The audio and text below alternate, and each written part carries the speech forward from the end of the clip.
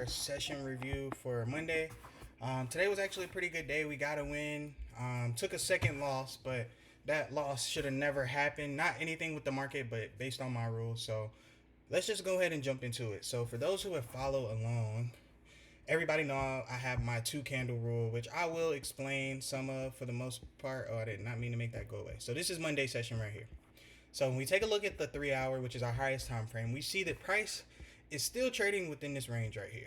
This is a high probability range, and I'll get into what I consider a high probability market structure range and a low probability market structure range, what that is. But price had a low here, broke here, push, solidified the new low. So this became a supply because we got our two candle push past the low. So this makes this area high probability. So price still hasn't came to this supply area, and price still hasn't broke the low. So price is just ranging between this high and this low. So now what we're going to do is fast forward to this area here, and now we want to look on the 1 hour to see what structure has given us. What are we looking at? So the first thing we want to do is find the last structure point we can go from. So the last structure point that we clearly see is right here, where price created a low. And what did price end up doing right here? So price created a low here, pulled back, broke this low, didn't give us a second candle push, but on the next one it pushed down. So that makes this a high probability area, right? The thing is, price, first we need to fast forward price so that it's caught up to where we actually are looking to trade, which is the 7 a.m. mark. So 1, 2, 3, 4, 6. Okay, so we're caught up now. So this was the high, right? But even though this was a high probability zone, it was broken. It was broken over here. So now all we're doing is following it. So we see we had this high right here. Price broke it. So what we want to do is kind of zoom down to see, make sure it's very, very accurate as possible. So we pull it all the way to here. So we actually see this candle actually broke. So from this candle, we got a push, and then a pull. So this is a low probability range. So let's identify the new one. So this was the high. This is the new high. This is the new low all the way down here, right? Wherever that low ends. This is the low. So let's do it the right way.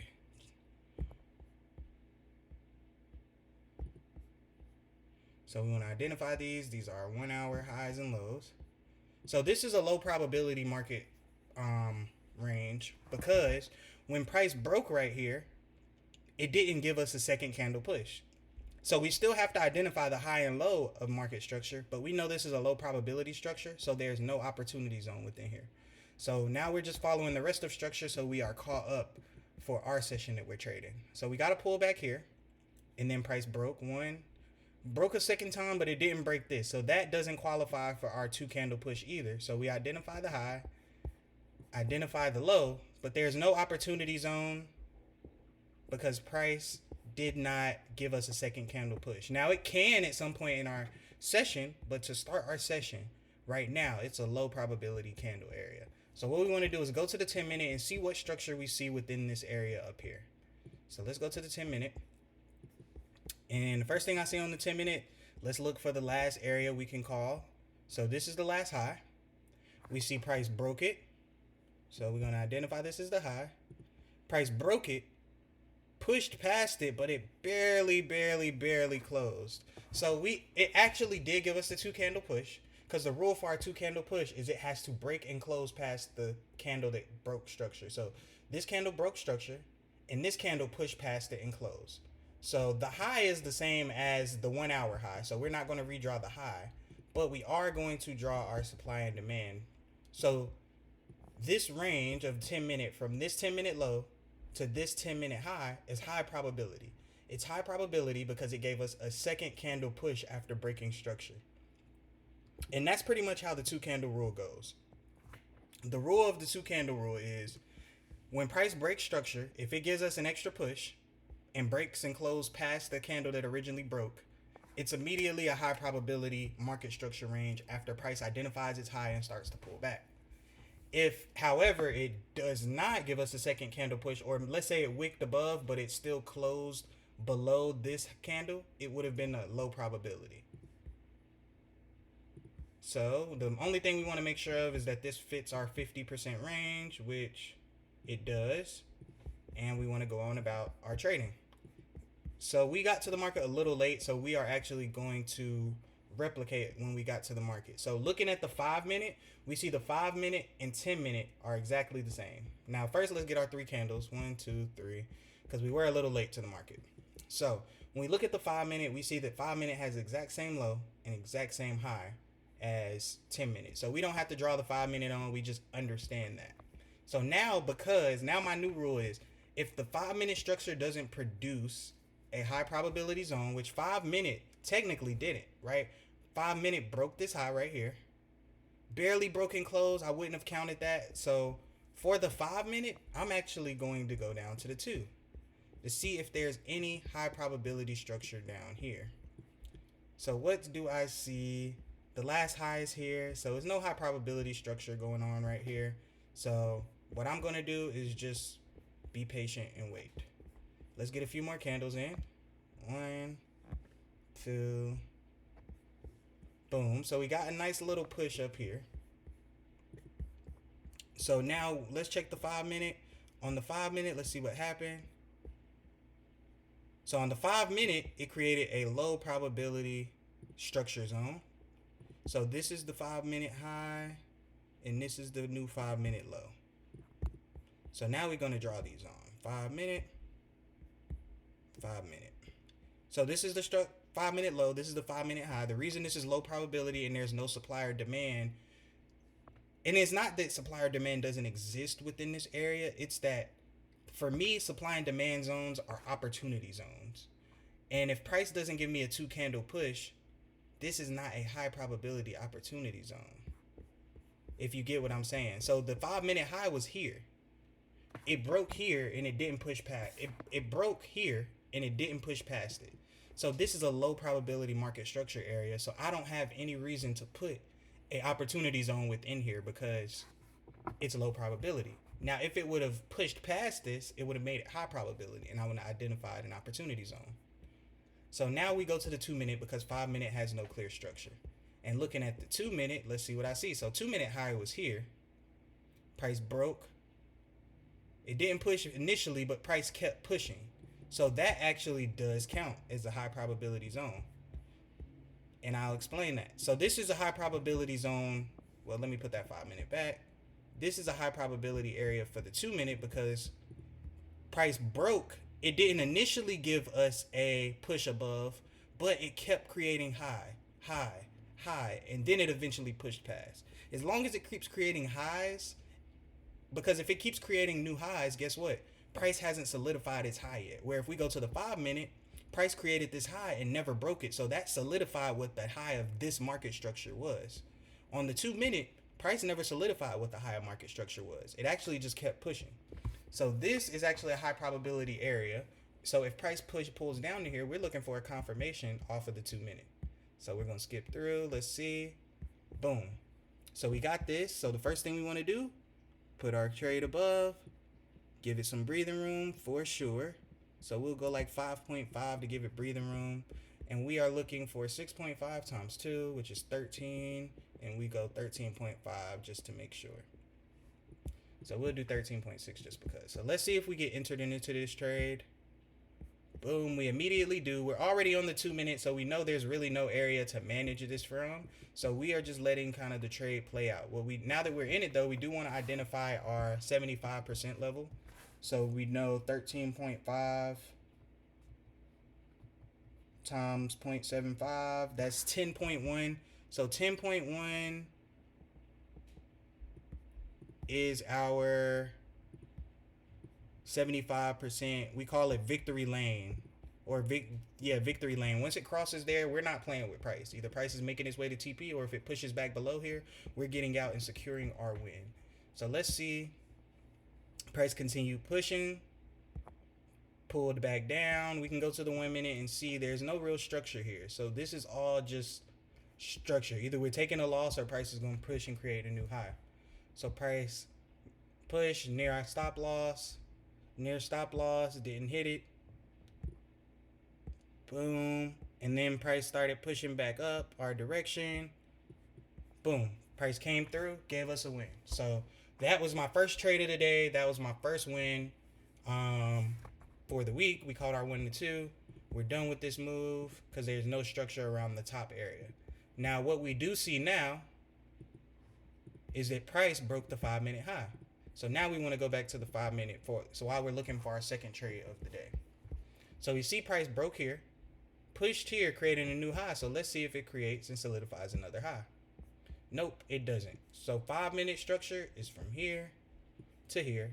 Still low probability, but now we can go to the 2-minute again and see, hey, is the 2-minute, is there another supply or demand? And we know the answer to that is no as well, because 2-minute follows the same rule. This was the 2-minute high. Price pulled back, pushed above, but it only gave us this one candle and never pushed past it. So because the 2-minute also doesn't have structure, now we're just going to wait on the 5-minute. So we're looking to see the 5-minute either break the high or break this low. So let's just kind of fast forward through. Boom. So price finally broke this high on the 5-minute. It gave a second candle push, and it pushed again. So whenever price solidifies its high and finishes pushing, we now have a high probability demand zone because price gave us a 2-candle push after breaking. So what I can go ahead and do is draw my demand from the high of the 5-minute to the low, or to where it pulled back to. 5-minute. And let's see where it finishes. Boom, keep pushing, keeps pushing. Boom, now it finally solidified the high. So I can tell just by looking at it that this is 50%, but just for the sake of the video, we pull our fib up. It's within 50%, so we're good. And we can't pull it any higher because we have to respect market structure. This was the high that was broken. So that's the highest my demand can be. So now we're just waiting to see if price can pull down onto the 5-minute and give us an opportunity, or we're not going to trade for the rest of the session. Because my rule with trading the 2-minute, I only trade the 2-minute for 2 reasons. I trade the 2-minute if 5-minute provides a low probability market structure. So if 5-minute didn't give us this 2-candle push and it just gave us a low and a high, then I would have looked on the 2-minute to trade. The second reason I trade the 2-minute is if the 5-minute and 2-minute match. So if I go to the 2-minute and the 2-minute is the same as the 5-minute, then I can trade the 2-minute. But if we look closely, this was the high of the 2-minute. It broke, and then pulled back. So the 2-minute and 5-minute are actually different structurally. So we can't trade the 2-minute right now. And we're just going to kind of fast forward. Boom. So price got close, but it never reached my zone by the end of my session. So I should have ended the day with just one win. Now I'm going to show you guys what I actually did, which actually broke my 2-minute rule. But sometimes the best way to teach a baby that the oven is hot is if they're being hard-headed, let them touch it. Because once they get burned, they are going to understand and not do that again. And that's what happened to me today. I knew I had my 2-minute rule for a reason, but I let my greed and want to take my 2 trades for the day overcome me. So what happened is at this point, when I seen price got close and then pushed back up, I was like, okay, it didn't hit my 5-minute zone, but it probably gave me 2-minute structure. So I go to the 2-minute and look what I see. Price gave a low, and then it broke this low. So let's go here. Price gave us a low, broke this low, gave a 2-candle push. So I'm like, okay, this is good 2-minute structure. So guess what I did? I drew my little 2-minute zone, and I waited for a 2-minute move. So let's see. Boom, I seen price pushed up, so I can push the zone a little higher. And I'll identify this as 2-minute. Boom. Then guess what? Price gave me, nope, it didn't give me it yet. Boom. Nope, not yet. Boom. Price gave us this right at the end of my session. About a 6. Well, it was more like, yeah, we'll give that one a 6.5 to give it room. Because this is what I did. And then 15.5 was our supply. So it did start pushing my way. And then I had to set alerts. But ultimately, it ended up, it didn't stop me out here because this was actually really close. It actually came back and stopped me out later, right? It came back up here and then stopped me out with that wick up there. So again, I should have never took in this trade. And a lot of people might say, oh, well, that was clean 2-minute structure. That's not the point that it was clean 2-minute structure. The point is I have a set rule that When the 5 minute provides me a high opportunity zone, I don't go down to the 2 minute and look to trade. I only look to trade the 2 minute when the 5 minute does not present a high probability zone. And guess what? I broke my rule today. I touched that oven, my hand got burnt, and now I am not going to do that again. So that kind of sums up today's session. We finished with a win and a loss. But when we go through back testing over the weekend, we'll see that we should have never took this loss because we should have never took this trade. Not only one did it break our rule, but two, it happened so close to the end of our session. Like it literally happened with 4 minutes left in our session. At that point, we shouldn't be being greedy, trying to say, "Oh, let me get in another trade." No, if my session ends at 11 and an opportunity presents at 10:56, and it's against my rules, I should just walk away and wait till the next day. So this is what I did versus what should have happened. So I did take that win that we did catch in the first move, but instead of staying cash and keeping my capital safe, I took a second trade and lost. But we still finished profitable for the day. I won my 1 to 2 on the first trade, and then I lost my 1 on the second trade. So we still finished profitable for the day. We learned from our mistake, and we're just gonna show up tomorrow. We're gonna show up tomorrow and see what happens. And this is where the market is now. So even had I had been in this trade, it hadn't made it its way down to this area at all, which is another reason why I like to say I have rules in place for a reason. And to be honest, I love when I break it. Not I love when I break my rules. I know that sounds crazy, but I love when I break my rules when the market immediately punishes me for it, because it doesn't give me the ability to create a bad habit. You know, if you break your rules and you win, now in the back of your head you remember the fact that you broke your rules, and now you're more likely to break your rules again. If the one time that I break my rules I lose, I'm like, oh shit, okay, now I see where breaking my rules hinders me, because I can accept the trade that lost but I follow all my rules. I can't accept the trade that lost and I broke my rules, because now I'm like, shit, I should have just followed my rules. um so that's the big moral story of the day. Today was a pretty good day. We're gonna show up tomorrow and yeah, keep it going.